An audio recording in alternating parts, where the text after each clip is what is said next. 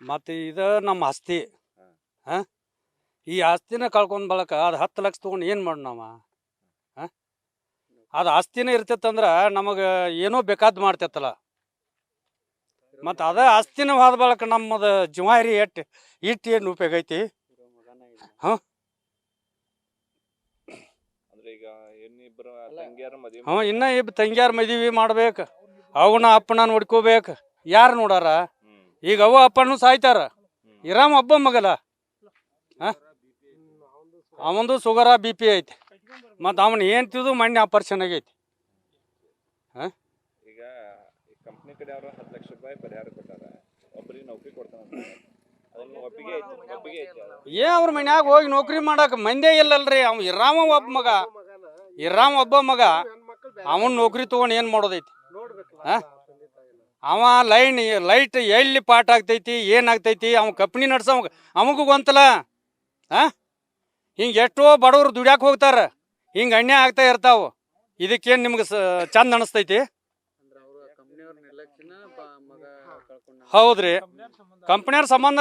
ಈಗ ಅವ್ನು ಬ್ಯಾರಲ್ಲ ಅದನ್ನ ತೊಗೊಂಡು ಹೋಗಿದಾನ, ಅದು ಬೀಳ್ ಹೊಡಕ ಲೈನ್ ಪಾಟ್ ಹಾಕ್ಯಾರ, ಹುಡುಗ ಸತ್ತಾನು. ಹುಡುಗ ಬೇಕಾದ ಮಂದಿಗೆ ಎಷ್ಟೋ ಮಂದಿ ಕೈ ಮಾಡ್ರು ಕೈ ಕೊಟ್ಟಿಲ್ಲ.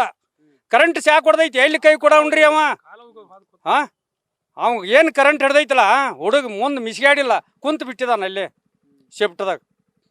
ಈಗ ಒಬ್ಬ ಮಗ, ಒಬ್ಬ ಮಗ. ಏನು ಅವನ್ ಮೋತಿ ಸಹಿತ ನೋಡಾಕಿಲ್ಲ. ಏನ ಇನ್ನು 2 ವರ್ಷಕ್ಕೆ ಮದುವೆಗೆ 18 ವರ್ಷದವ, 19 ವರ್ಷ. ಹಾಂ, ಮದುವೆಗೆ ಬಂದ ಮಗಗ ಹಿಂಗಾದ್ರೆ ಹೆಂಗೆ ಮಾಡೋದು ಸರ್? ಹಾಂ, ಏನು ಒಪ್ಪಿಗಿಲ್ಲ ಸರ್.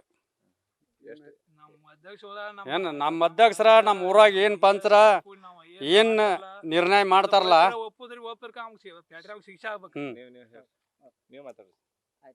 ಒಟ್ಟು ಹಿಂಗೈತಿ ನೋಡಪ್ಪ ನಮ್ಮ ಅಪ್ಪ. ಏನ ಬ್ಯಾಟ್ರಿ ಅವಾಗ ಈಗ 10 ಲಕ್ಷ, ಅವ 20 ಲಕ್ಷ ಕೊಟ್ರು ನಮ್ಮ ಜೀವ ಬರೋದಿಲ್ಲ. ಅವ ಒಂದು 100 ಕೋಟಿ ಕೊಟ್ರು ನಮಗೆ ಜೀವ ಬರೋಂಗಲ್ಲ. ಬರ್ತೈತೆ ನಿಮ್ಮ ಹೇಳ್ಬೇಕಾರ. ನನ್ನ ಹೆಸರು ರಾಮಪ್ಪ ಮಲ್ಲಪ್ಪ ಶಿವಪ್ಪಗಳು. ನೊಂದ ಜೀವ, ಬಡ ಕುಟುಂಬ, ಅವನ ಮೇಲೆ ಅವಲಂಬಿತರಾಗಿ 3 ಹೆಣ್ಮಕ್ಳು, ಒಂದು ತಾಯಿ ತಂದೆ, ದೊಡ್ಡಪ್ಪನ ಮಕ್ಕಳು, ಹೀಗೆ ಹಲವಾರ ಕೂಡಿ ಕುಟುಂಬ ಅವನದಾಗಿತ್ತು.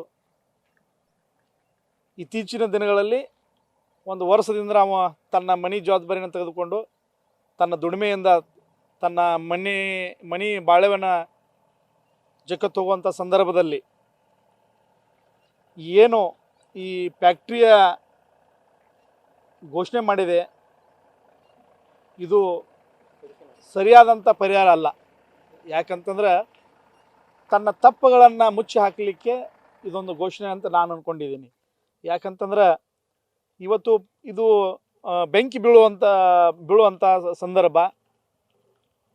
ಈಗ ಕಾರ್ಮಿಕ ಇಲಾಖೆ ಆಗಿರ್ಬೋದು, ಫೈರಿಂಗ್ ಇಲಾಖೆ ಆಗಿರ್ಬೋದು, ಅಲ್ಲಿ ಪ್ರತಿ ವರ್ಷ ಕೂಡ ಅವ್ರು ಲೈಸೆನ್ಸ್ ರಿನ್ಯೂವಲ್ ಮಾಡ್ತಾರೆ.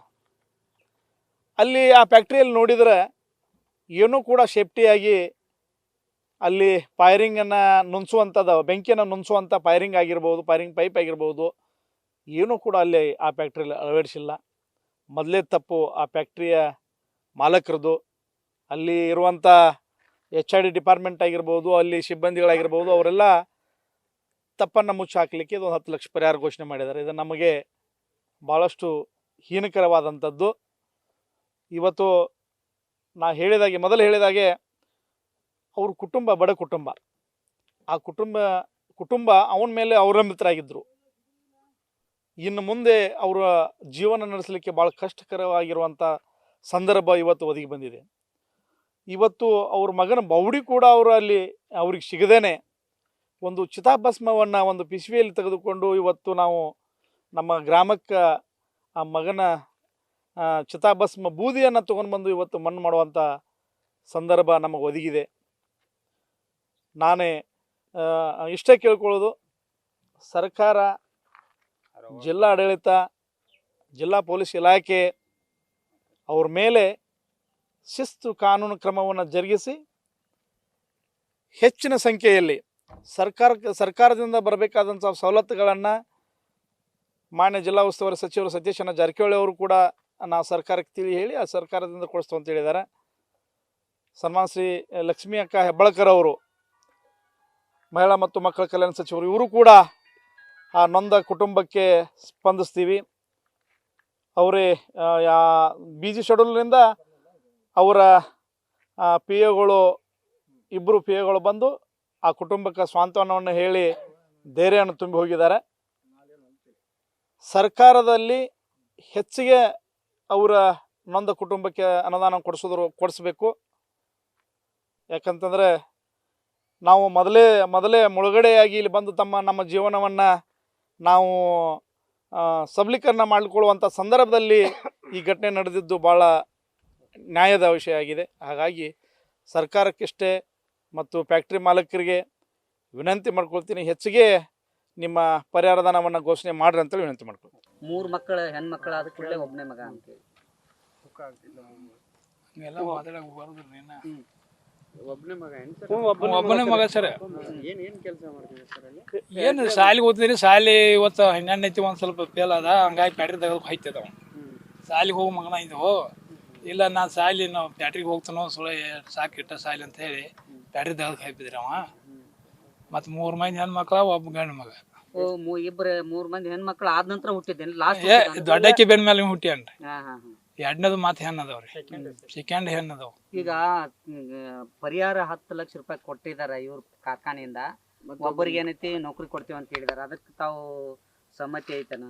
ಅಲ್ಲ, ಒಂದು 10 ಲಕ್ಷ ರೂಪಾಯಿ ಪರಿಹಾರ ಕೊಡ್ತೀನಿ. ನಿಮ್ಮ ಮನ್ಯಾಗ 10 ಲಕ್ಷ ಅಂದ್ರೆ ಹೆಂಗ್ರಿ ಸರ್? 10 ಲಕ್ಷ ಏನು ಇದಾಗೋದಿಲ್ಲ, ಜೀವ ಏನು ಬರೋದಿಲ್ರಿ. ಮತ್ತು ಈಗ ಮಗನ ಕಳ್ಕೊಂಡ್ರೆ ಮಗ ಸಿಗ್ತಾನ್ರಿ, ಅವ್ನು ಬ್ಯಾಟ್ರಿ ಏನ್ದಿಲ್ಲ ನಾಳೆ ಕಟ್ತಾನ್ರಿ.